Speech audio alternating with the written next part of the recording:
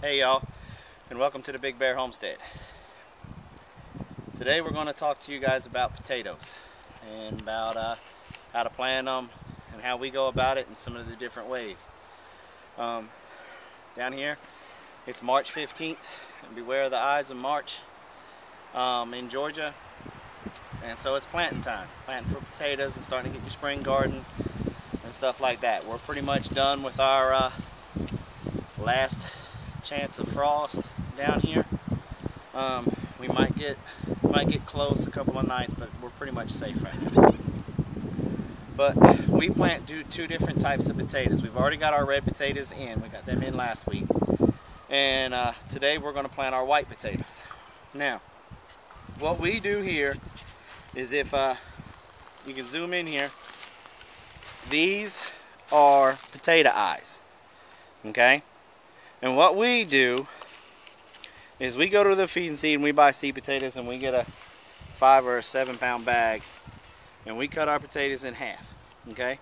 And then we let them kind of scab over like that a little bit, and then we go ahead and plant them.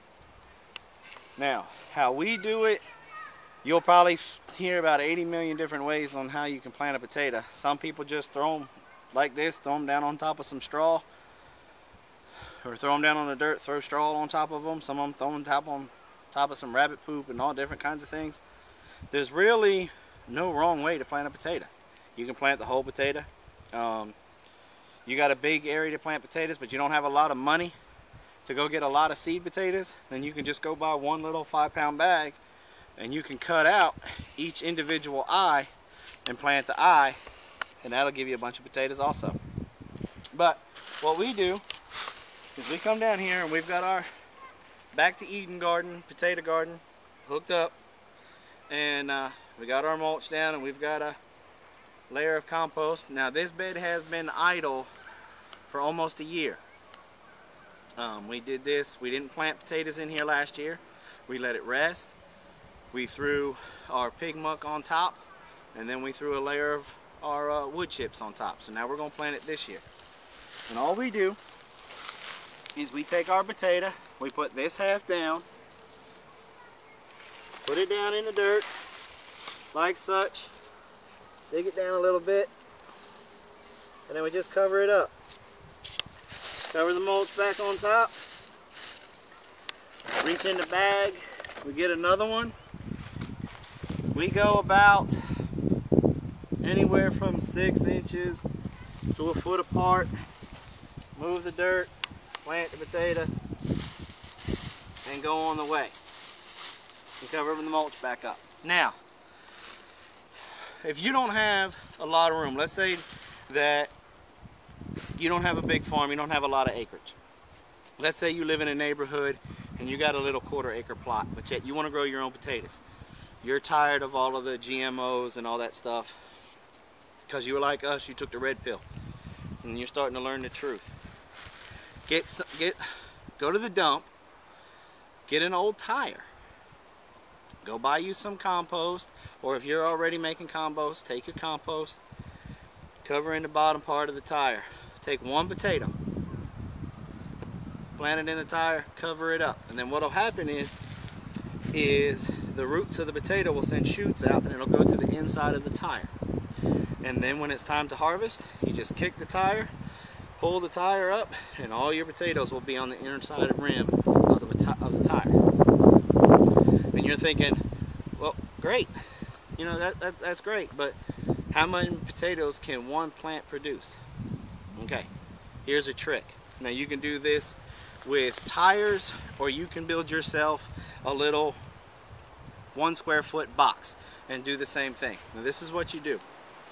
You set your dirt in, you plant your one potato. When it sends its green top up, when it gets up about 6 inches, you cover it up with dirt all the way up to about 1/2 inch. And you do that as tall as you want to go.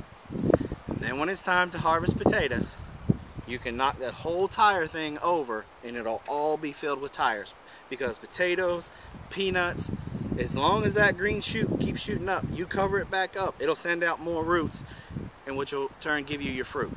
So you can do that with peanuts And we're going to, matter of fact, that's how we're going to grow our peanuts this year. We're going to come back and do a video so you'll be able to reference this box. We're going to build a 1 square foot box, and we're going to build our peanuts, and we're going to take them up to the top that way. But those are different ways that you can do it. I've heard of people just throwing them in boxes, throwing them in, taking a square bale of hay, shoving them in there and planting in there. Potatoes, you just got to make sure, this is a very important thing with potatoes because it can harm you. When they start to bulge, make sure they get covered with dirt, because if they become what they call green, they now become poisonous, because potatoes and tomatoes and some other different vegetables that we won't go into right now, they're part of what's called the nightshade family. And you have to eat like a truckload of them to get sick, but they are poisonous into a lot of your livestock. But you gotta make sure your potatoes stay covered so that way they don't become green.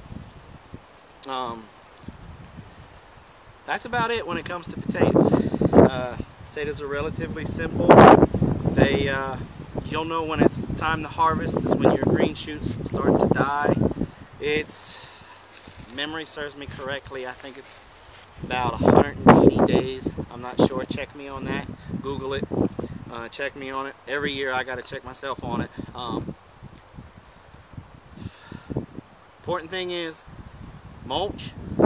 Make sure your potatoes get covered, and then enjoy the harvest. Now, when it's time to harvest them, if you're doing the back to Eden garden style, and you've been doing it let's say longer than we have, the rumor is that you should be able to walk up to the chute and just pull it up and shake your potatoes loose. You've heard some people, they'll come in with a tractor. I don't do that. Take a pitchfork, go to the base of each plant, come out a little bit, and then just loosely push it in and just dance it up. And that should loosen your potatoes up a little bit, and then you can get in there with your hands. Now, when harvesting, you gotta take extra special care to try to get them all, because if you don't, it'll just start all over again, which could be a good thing, could be a bad thing. Now, another thing that you can do with your potatoes is when you harvest, your little tiny ones, if they've got eyes on them, separate them, okay? Separate, let them be your seed potatoes for the next year, so that way you don't have to go and buy the bags. All you have to do is keep them dry in a cool place, a root cellar. You can pretty much dig a hole, make a mound, big mound, and cover it up, you know, base the thing down with straw and cover it, make it a big mound of dirt, so that way they don't get any sunlight. Keep it mulched, and that should keep them cool. I've never tried that way. You can also go find an old junk freezer. If you don't have a root cellar or a basement, go find you an old junk chest freezer. If you got teenagers and they misbehave, this is a good thing to do. You make them dig a hole so that whole chest freezer fits inside the hole.